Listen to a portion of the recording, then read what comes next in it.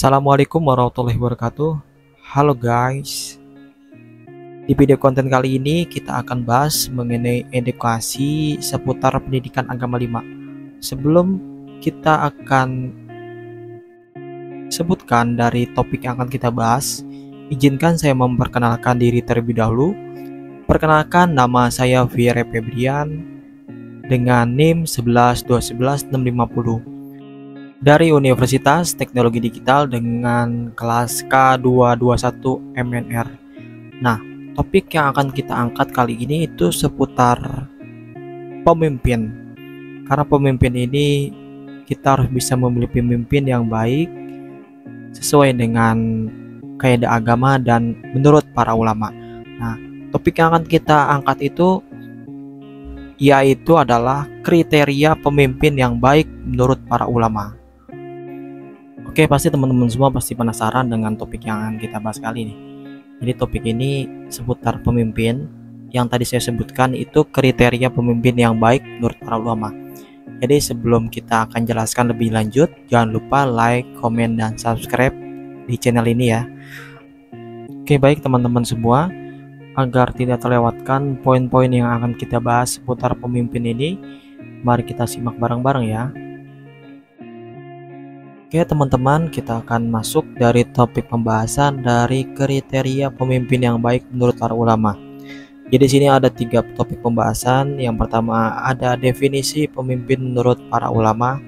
Yang kedua kriteria pendapat dari 3 ulama. Yang ketiga atau yang terakhir ini dalil-dalil dari Al-Quran dan hadis. Nah, barusan teman-teman semua sudah mendengar dari topik pembahasan kita ini ada 3 kan. Yang pertama itu definisi pemimpin menurut para ulama, yang kedua kriteria pendapat dari 3 ulama, yang ketiga atau yang terakhir tadi yang saya sebutkan itu dalil-dalil dari Al-Quran. Oke baik, mari kita simak bareng-bareng ya. Jadi poin pertama itu kita akan bahas mengenai definisi pemimpin menurut para ulama. Jadi apa sih pemimpin? Kita akan bahas secara umum ya. Apa itu pemimpin? Pemimpin menurut umum adalah mereka yang menggunakan jabatan dan wewenangnya untuk mengarahkan bawahannya untuk mencapai tujuan kelompok bahkan sampai tujuan organisasi.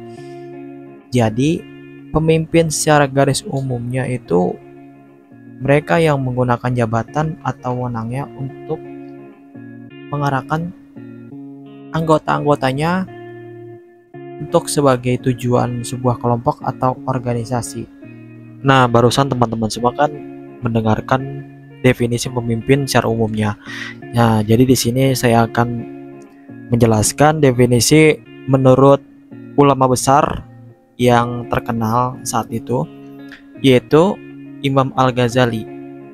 Menurut Imam Al-Ghazali, pemimpin adalah orang yang diberi amanah untuk mengganti kedudukan nabi dalam agama dan mengatur dunia. Jadi di sini jelas ya, menurut Imam Al-Ghazali ini pemimpin itu orang yang memberikan amanah untuk mengganti kedudukan nabi dalam menjaga agama dan mengatur dunia. Nah, teman-teman semua sudah mendengarkan dari definisi pemimpin menurut para ulama. Dan tadi juga saya jelaskan secara garis umum apa itu pemimpin. Nah, oke baik. Selanjutnya tuh poin yang kedua itu kita akan bahas mengenai kriteria pendapat 3 ulama. Di tampilan kali ini teman-teman semua pasti melihat kan, di sini ada 3 para ulama. Nah, pasti teman-teman semua ada yang sudah mengenalnya dan juga ada yang asing dari ketiga ulama ini. Baik, mari kita simak baik-baik ya. Yang pertama itu ada Imam Al-Ghazali yang barusan saya jelaskan definisi dari Imam Al-Ghazali ini. Jadi menurut Imam Al-Ghazali kriteria pemimpin yang baik itu ada 5. Yang pertama itu adil, yang kedua amanah, yang ketiga pengasih, yang keempat penyantun, yang kelima penegak hak rakyat. Di sini saya akan menjelaskan dari kelima poin di sini menurut Imam Al-Ghazali. Yang pertama, adil. Menurut Imam Al-Ghazali, seorang pemimpin harus berlaku adil terhadap seluruh rakyatnya tanpa memandang status sosial, suku, agama, ras, dan golongan.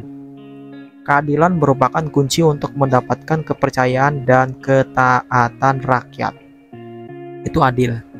Yang kedua, amanah. Amanah, seorang pemimpin harus mengemban amanah dari Allah Subhanahu wa Ta'ala dan rakyatnya dengan penuh tanggung jawab.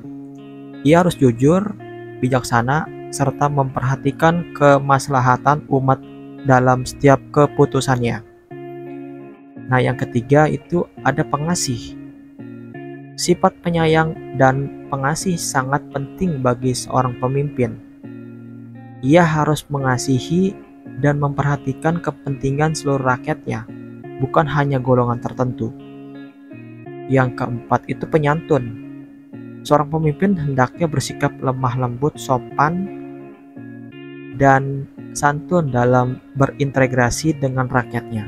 Ia tidak boleh bersikap kasar dan semena-mena. Yang kelima, yaitu penegak hak rakyat. Seorang pemimpin harus menjadi pelindung dan pembela hak-hak rakyatnya. Ia tidak boleh sewenang-wenang dan menindas rakyat, melainkan harus menegakkan keadilan.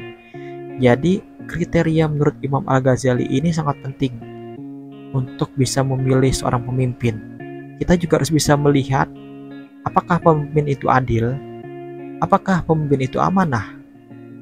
Amanah untuk menjalankan ketika beliau ini sebagai pemimpin ini untuk bisa jujur dalam segala hal, bijaksana, serta bisa memperhatikan kemaslahatan umat dalam sebuah putusannya. Dan pengasih ini kan bisa dibilang penting. Jadi kalau misalkan seorang pemimpin tidak pengasih, tidak mempunyai sifat pengasih dan penyayang, ini sangat dikhawatirkan. Karena ini bahaya sekali ketika kita memiliki seorang pemimpin ini tidak memiliki sifat tersebut. Nah, yang keempat itu kan penyantun. Penyantun ini sebenarnya pemimpin itu bisa menjadi role model atau contoh untuk rakyatnya. Karena pemimpin itu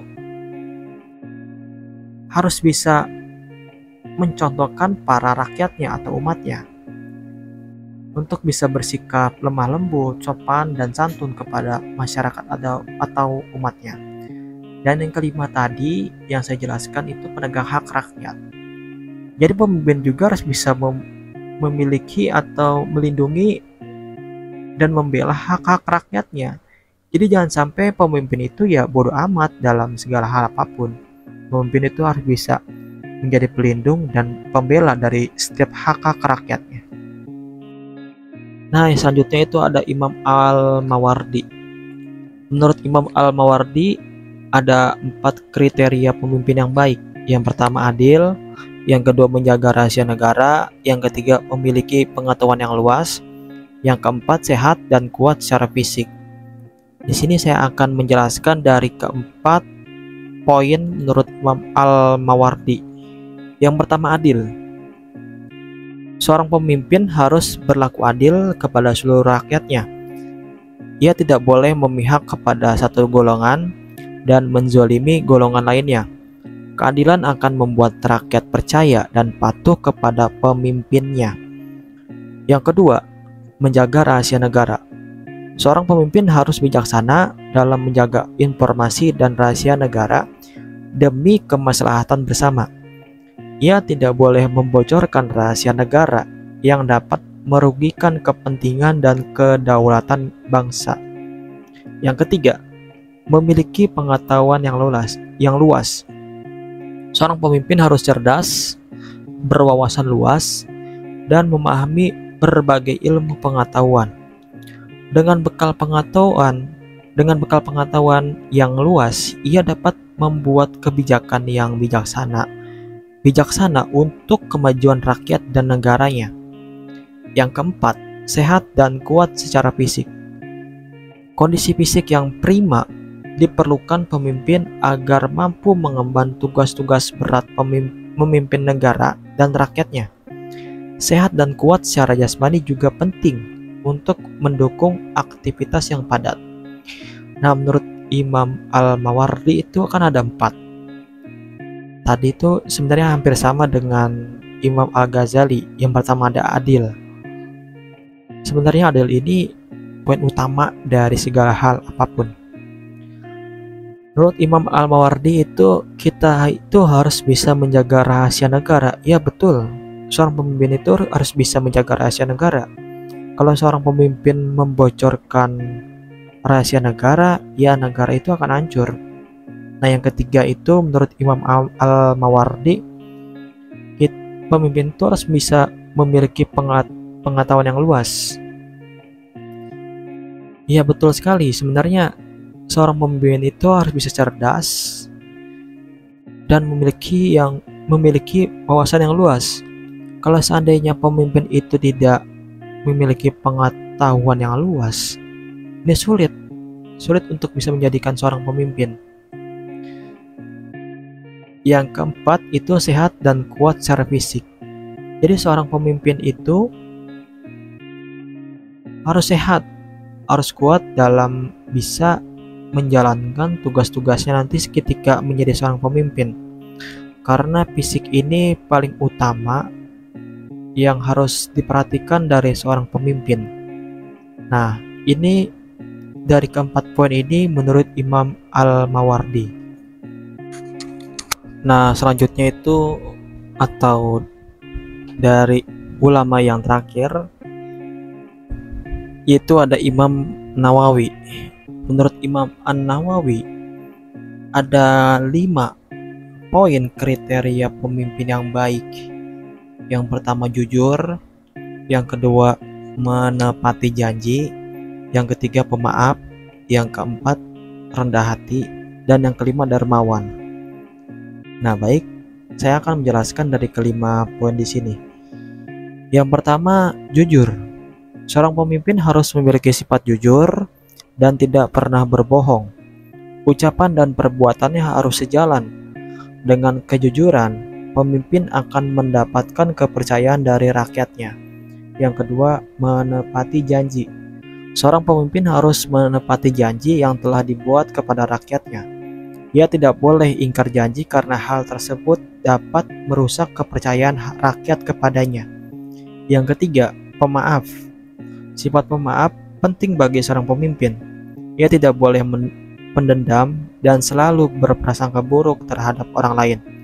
Dengan pemaaf, hubungan pemimpin dan rakyatnya menjadi harmonis. Yang keempat, rendah hati. Meskipun memiliki jabatan tinggi, seorang pemimpin harus rendah hati dan tidak sombong.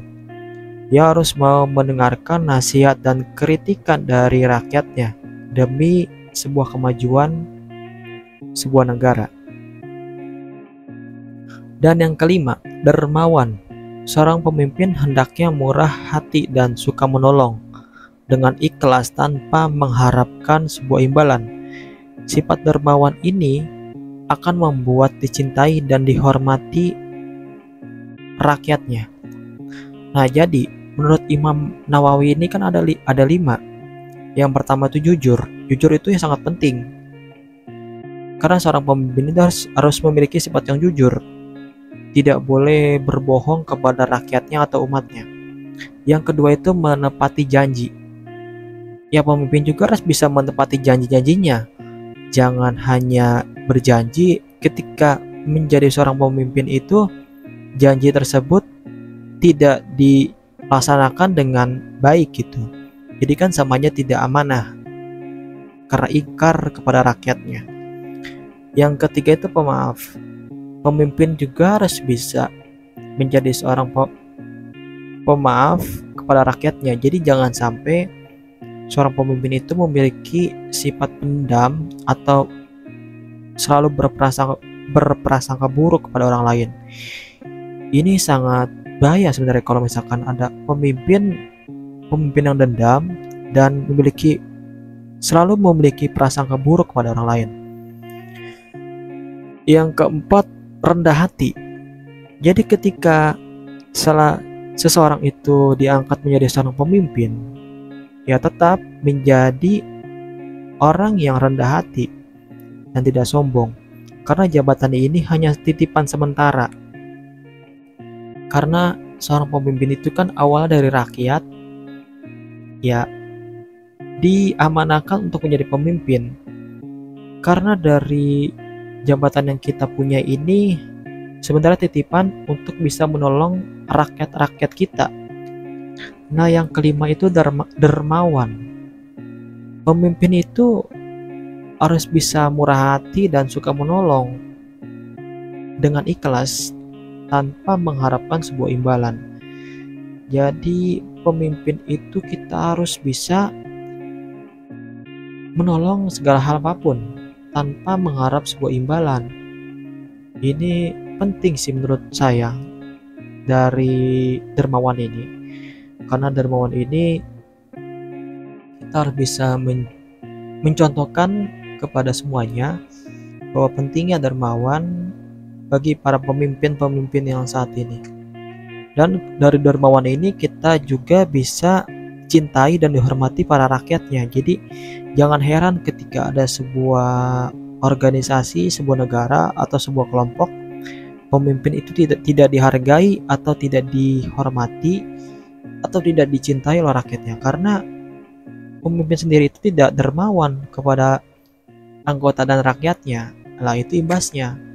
Dengan pemimpin yang tidak suka menolong, itu nanti dampaknya ya ke pemimpin juga gitu.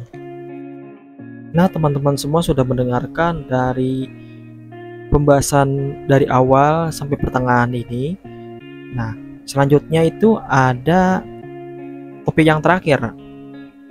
Topik yang terakhir itu dalil-dalil Al-Quran dan hadis tentang kriteria pemimpin yang baik menurut pandangan para ulama. Nah, di sini saya akan menjelaskan yang pertama dari Al-Quran. Saya ambil dari dua surat. Yang pertama surat An-Nisa ayat 58 dan surat Al-Maidah ayat 8. Dari Quran surat An-Nisa ayat 58 yang artinya yaitu, sesungguhnya Allah menyuruh kamu menyampaikan amanah kepada pemiliknya. Apabila kamu menetapkan hukum di antara manusia, hendaklah kamu tetapkan secara adil. Sesungguhnya Allah memberi pengajaran yang paling baik kepadamu. Sesungguhnya Allah Maha mendengar lagi Maha melihat. Nah, barusan itu dari Quran surat An-Nisa ayat 58, dan yang kedua itu ada Quran surat Al-Maidah ayat 8 yang artinya, wahai orang-orang beriman, jadilah kamu penegak kebenaran karena Allah dan saksi-saksi yang bertindak dengan adil. Janganlah kebencianmu terhadap suatu kaum mendorong kamu untuk berlaku tidak adil. Berlakulah adil, karena adil itu lebih dekat pada takwa. Bertakwalah kepada Allah, sesungguhnya Allah Maha teliti terhadap apa yang kamu kerjakan. Barusan teman-teman semua mendengarkan dari dalil-dalil Al-Quran. Nah, yang kedua itu dari hadis. Di sini ada 3 hadis. Yang pertama dari hadis riwayat Bukhari yang isinya Rasulullah Shallallahu Alaihi Wasallam bersabda, sebaik-baiknya pemimpin adalah yang kamu cintai dan mencintaimu, yang mendoakanmu untukmu dan kamu doakan untuknya. Seburuk-buruknya pemimpin adalah yang kamu benci dan mencintaimu, yang kamu umpati dan dia mengumpatimu. Yang kedua ada hadis riwayat Muslim. Isinya yaitu Rasulullah Shallallahu Alaihi Wasallam bersabda, tidak akan masuk surga bagi yang memiliki hati penipu dan pendusta. menekankan sifat jujur dan amanah bagi pemimpin. Yang ketiga, hadis riwayat Ahmad. Isinya yaitu Rasulullah Shallallahu Alaihi Wasallam bersabda, pemimpin yang paling baik adalah yang paling lembut dan penyayang terhadap rakyatnya, menekankan sifat penyayang dan penyantun. Nah, itulah dalil-dalil dari Al-Quran dan hadis. Itulah penjelasan singkat dari saya mengenai kriteria pemimpin yang baik menurut para ulama. Pesan dari saya untuk teman-teman semua, kita harus bisa memilih pemimpin yang baik menurut para ulama. Jangan sampai kita memilih pemimpin yang tidak sesuai dengan apa yang dijelaskan oleh para ulama kita. Jadi harus bijak dalam memilih apapun dalam hal kita memilih seorang pemimpin. Mungkin sekian dari saya. Bila mana ada perkataan atau ucapan yang kurang sopan dari saya, mohon maaf. Assalamualaikum warahmatullahi wabarakatuh.